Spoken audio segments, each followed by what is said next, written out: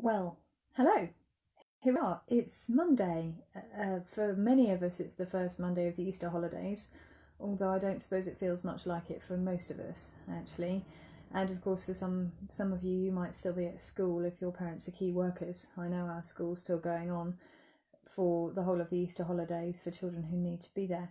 So it's a really funny Easter, isn't it? And actually, I'm having a bit of a topsy-turvy time at the moment because on the first day of the holidays I spent my morning working because I'm trying to write a new book, and as some of you may know from other posts I've done and if I've spoken to you at your school or anything, I haven't really worked on it for quite a few months. I did some plotting at the end of February and got myself out of the plot hole, which was a huge relief, but I haven't done any writing on it since January at the latest, I think.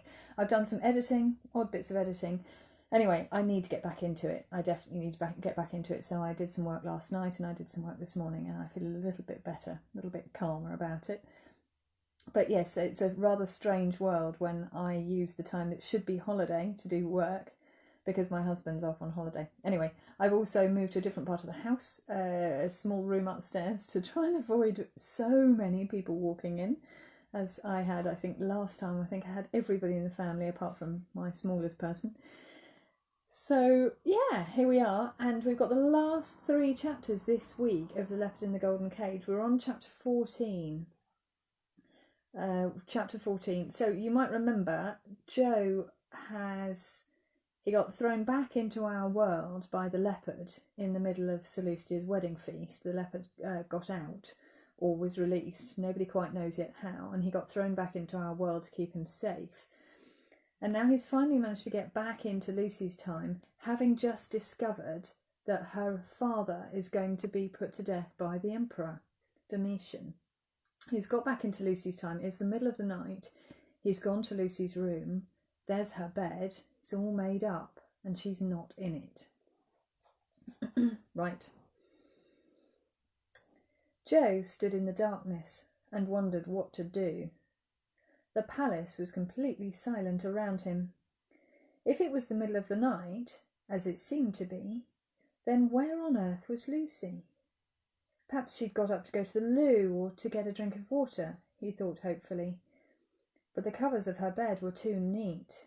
It hadn't been slept in. He felt panic rising in his chest. Perhaps she hadn't called him at all. Perhaps she'd been killed by the leopard or the stampede, and he'd come back here some other way. He sat down on her bed to try and calm himself. He thought back to the chaos that had broken out just before he disappeared last time. He didn't know whether Lucy's parents had found out that he wasn't really Valentinian. He didn't know whether they'd noticed he'd gone, or what they thought about it, or what Lucy had said. Tiberius was sure to have said his piece once Joe was safely out of the way. He shivered. "Where are you, Lucy?" he whispered. There was no reply. He stood up. He couldn't stay here. Someone might come in, if not during the night, then tomorrow morning. But until he'd found Lucy, assuming she was still here somewhere, he couldn't risk being seen at all. He would have to hide. He tried to think where to go. It was too cold outside to hide in the shrubbery where Arethusa had dyed his hair, and it was too risky to go back to the room he'd stayed in last time he was here. He thought about the other areas of the palace. Nowhere seemed safe. Then he had an idea. The one place where he was unlikely to be discovered was Arethusa's linen cupboard, where he'd slept the first time he was here. He tiptoed out of Lucy's room and crept through the passageways until he found it. Inside it was pitch black. Arethusa had put an oil lamp in here before, as well as a mattress. At the time it hadn't seemed very comfortable, but it would be even less comfortable now. He lifted a stack of sheets from the racks and put them down in a pile on the bare floor beside the wall. "Sorry, Arethusa," he muttered. "I'll try not to get them too dirty." He sat down on top of them. They made a rather hard seat, but it was better than sitting directly on the floor. He closed his eyes and leaned back against the wall. He wasn't aware of falling asleep, but he was jolted awake by a scream which was instantly cut short. His eyes flew open. Arethusa stood in the doorway, her hand clamped over her mouth. Her eyes were wide with horror, as though she'd seen a monster. "It's okay, Arethusa," Joe said. "It's only me." But as he went to stand up, she backed away from him. "What's the matter? Don't you recognise me? It's Joe, or Valentinian, remember?" She took her hand away from her mouth. "I don't know who or what you are," she whimpered, "but I don't want anything to do with you." Joe took a step towards her. "Please, Arethusa, don't be scared." He reached out and caught her sleeve. "No, don't go, please." Arethusa cowered away from him. "You know I won't hurt you. What are you so frightened of?" "You're a spirit," she whispered. "That's what they said. You appear from nowhere, make trouble, and then disappear again." "I know it might seem like that, but I'm not. Truly I'm not. And anyway, how did I make trouble?" "Well, there was the leopard, for one thing." "What about it?" "You let it out." "Me?" Joe was dumbfounded. "I didn't. Who said so?" Still she shrank away. "Master Tiberius saw you do it." Joe felt a rush of anger in his chest. "That's a lie. You know what Tiberius is like, Arethusa." To his surprise, she sprang towards him and pressed her hand over his mouth. "Shh!" she hissed frantically. "Someone will hear you. If they find me talking to you, you've no idea." Her eyes filled with tears. She held her hand over his mouth a moment longer, until she was sure he understood. "You mean they'll punish you?"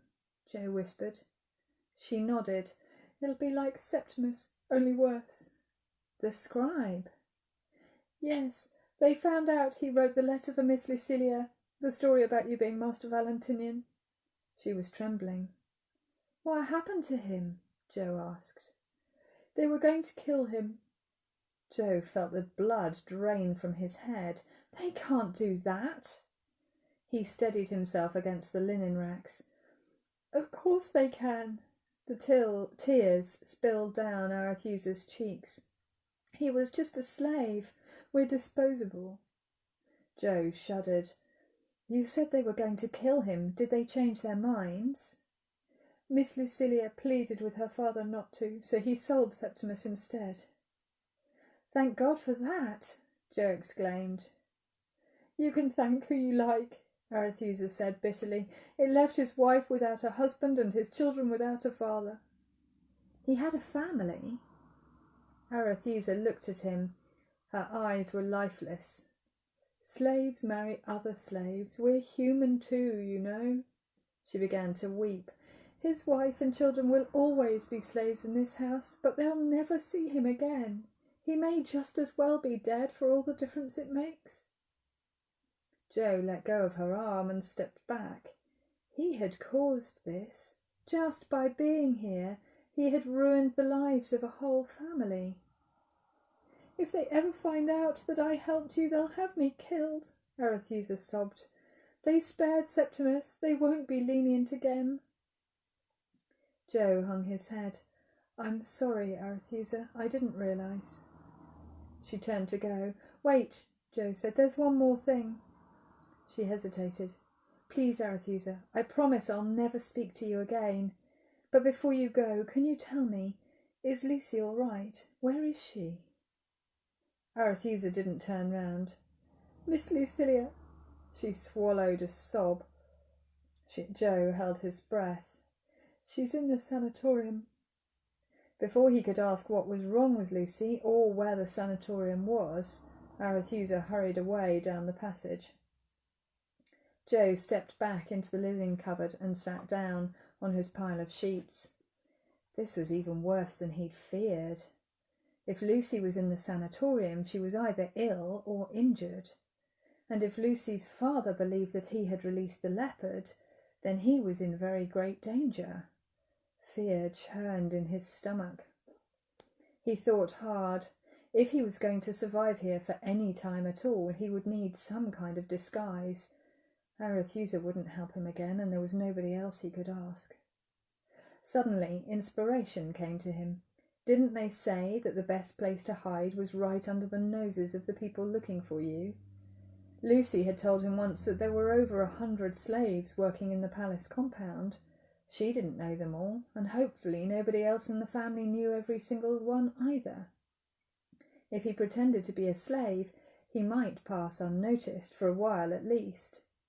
And even if one of the slaves realised that there was an impostor among them, they might not raise the alarm straight away.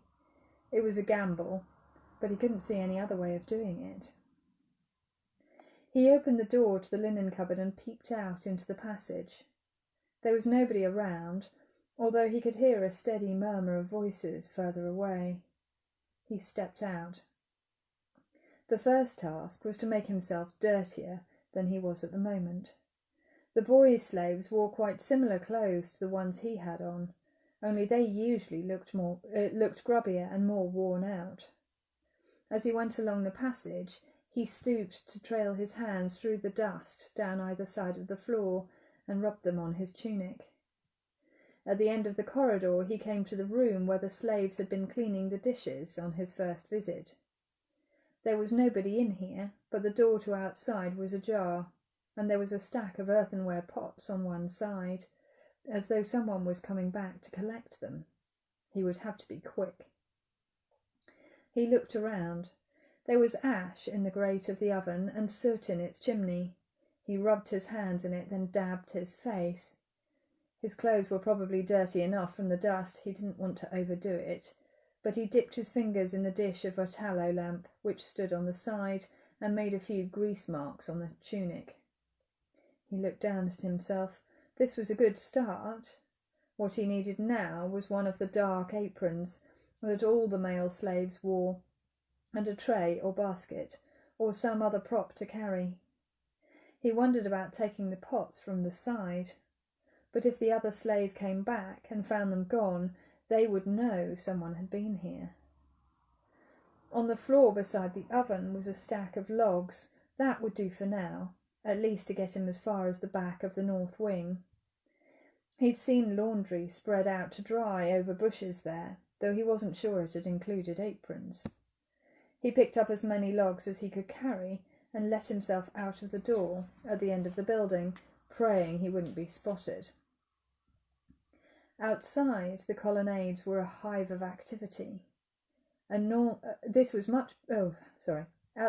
the colonnades were a hive of activity. He hesitated for a moment.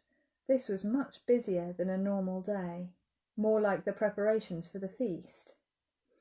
People ran hither and thither, carrying all manner of things, but the work was being done in near silence. The faces he looked at were tired and worried. He set off along the back of the west wing with his load, and had almost reached the end of the north wing before the log on the top of the pile rolled off. Joe crouched down, still holding the rest of the logs, and tried to shift them to one arm so that he could pick up the fallen one. As he reached down, however, the next two toppled off. "What are you doing, boy?" A man strode towards him. "Where are you taking those?" "To the sanatorium, sir," Joe mumbled. His guts knotted themselves together in fright. "You're in the wrong place, you do know that. And where's your apron?" Joe stared downwards. The apron the man was wearing looked to be made of leather. "It got oil spilt on it yesterday evening." "The first thing you should have done this morning was to get a new one." The man glowered. "We can't afford mistakes. You know quite well that we've very little time to get everything ready." Joe bowed his head. "Sorry, sir." "And look at the state of your clothes. Don't you think the laundry has enough to do without having to provide you with clean clothes for this evening? If I catch you doing something like that again, it'll be the lash for you." "Sorry, sir," Joe mumbled again. "What's your name?" Joe gulped. "Privatus, sir." "Well, Privatus, pick up your logs and get yourself to the storerooms." The man jerked his head towards the back of the north wing. Joe knelt down carefully and carefully stacked the wood into the crook of his arm. His legs shook as he straightened up. "Get a move on," called the man after him. Joe stumbled away, clutching the logs to his chest. Behind the north wing, he looked covertly around. People ran in and out of the buildings, but he had no idea which one was the storeroom. Just then he saw a man come out of a barn, tying the strings of an apron behind him. Joe hurried over, dropped the logs in a pile beside the door, and darted in. Inside, racks and racks of shelving were lined up across the room, filled with things like bundles of sacking, reels of wool and thread, and crates of all different sizes. All kinds of things were hung from the rafters too, including an enormous stag, tied up by its hooves at one end. The smell of ripe meat filled the air. The aprons were hung over pegs on the back wall in 3 sizes, small, medium and large. Joe helped himself to a small one, but as he put the loop over his head, a voice croaked out behind him. "Where's your ticket?" Joe spun round. "You can't just come in here and help yourself to what you fancy." Sitting on the crate beside the door was an old man. He must have watched Joe come in. I haven't got one," stuttered Joe. "No ticket, no apron." The old man gave a toothless cackle. "Where do I get a ticket?" "You should have been given one when you handed the other apron in." "I didn't. That is, I didn't get one. I was told to come straight here." "Who by?" The old man narrowed his eyes. Joe shook his head. "I'm afraid I'm new here. I don't know his name. A big man, a bit bald." The old man harumphed. "Probably Primus. Go on then, this once, but I'll not turn a blind eye again." "Thank you." Joe decided to take a chance. I've got to take some logs round to the sanatorium, but I don't know where it is. Everyone's so busy out there. I don't know who to ask." The old man clicked his tongue against his empty gums. "You youngsters, take so long to show you the ropes, it's hardly worth it." He took a stick and scratched lines on the floor. "We're here. The north wing is here. This is the east wing. And the sanatorium is here, northern end of the east wing. Got it?" "Yes, thank you." Joe was about to go, but the old man went on speaking. "The young lady of the family is there, you know. Has been for months. They say she's been seeing things, possessed by evil spirits or such like." Joe tied his apron and looked away. "Sad," the old man said. "She was such a bright little thing." He fell silent, lost in thought. Joe stepped out quickly. Dread was building inside him. All the time he'd been sitting at home, telling himself to get on with his life and stop thinking about Lucy. She had been shut up like a prisoner. While he'd been worrying about what was going to happen to her father at some unspecified time in the future, she had been locked away for day after day. Months, the old man said. Joe wondered how much time had passed here. The worst of it was that her imprisonment wasn't because she'd been hurt by the leopard. It was because of him. He knew he had to get her out. He just didn't know how he would do it. He collected his logs again and hurried round to the sanatorium. "Yes?" The nurse looked up from her chair in the outer room. "I've been told to build up the fire for the patient," Joe murmured. "I decide what she needs," the woman said acidly, "with reference to the doctor if necessary." "The order comes from her father," Joe said, keeping his head bowed. "I don't know how he'd know what she needs. He hasn't visited since last week." "Should I go and tell him?" Joe let his words hang in the air and turned to leave. "No," answered the woman hastily. "Do as you've been instructed." She nodded towards a curtained doorway. The room beyond was like a cell, with nothing more than a bed, a chair, and a small stove. Lucy lay there in the half-light. She seemed to be asleep. Joe looked at her. She was pale and much thinner than when he last saw her. She didn't look at all well. As quietly as he could, he put the logs down one by one beside the stove. When he turned back to her, her eyes were open, but there was no alertness in them. "Hello, Lucy," he whispered. A flicker of life dawned in her face. She turned her head to look at Joe, blinked, and promptly burst into tears.